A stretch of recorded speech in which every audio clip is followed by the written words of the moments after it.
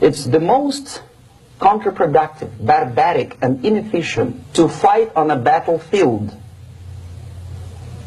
You know that war is continuation of state policy, right? So if you want successfully to implement your state policy, and you start fighting, this is the most idiotic way to do it. The highest art of warfare is not to fight at all, but to subvert anything of value in the country of your enemy, until such time that the perception of reality of your enemy is screwed up to such an extent that he does not perceive you as an enemy, and that your system, your civilization, and your ambitions look to your enemy as an alternative, if not desirable, then at least feasible.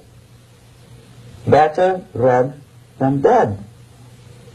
That's the ultimate purpose, the final stage of subversion, after which you can simply take your enemy without a single shot being fired, if the subversion is successful. This is basically what subversion is. What subversion is, basically, it consists of 4 periods, time-wise.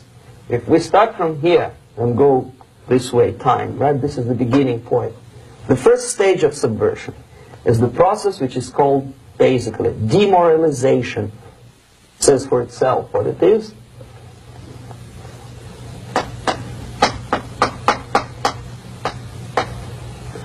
It takes from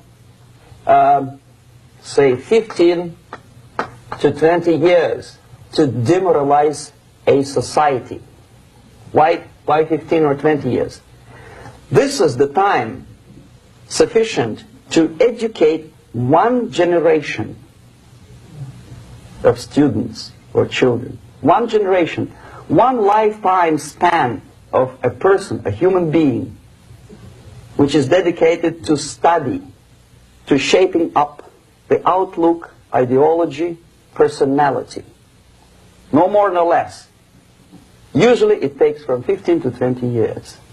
What it includes? It includes influencing, or by various methods, infiltration, propaganda methods, direct contacts, doesn't really matter. I will describe them later.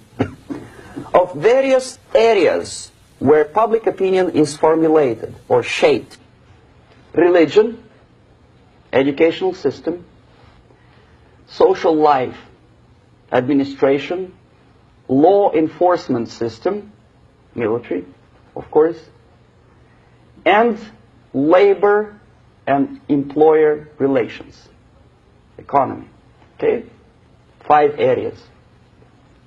I will not write them down because we will not have enough space.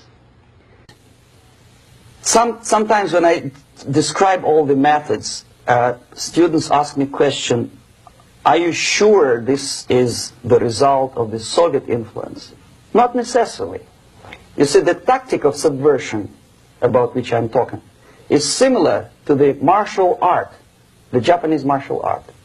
If some of you are familiar with that tactic, probably you will remember that if an enemy is bigger and heavier than yourself, it would be very painful to resist his direct strike. If a heavier person wants to strike me in the face, it would be very naive and counterproductive to stop his blow. The Chinese and Japanese judo art tells us what to do. First to avoid the strike, then to grab the fist and continue his movement in the direction where it was before, right? Until the enemy crashes in the wall.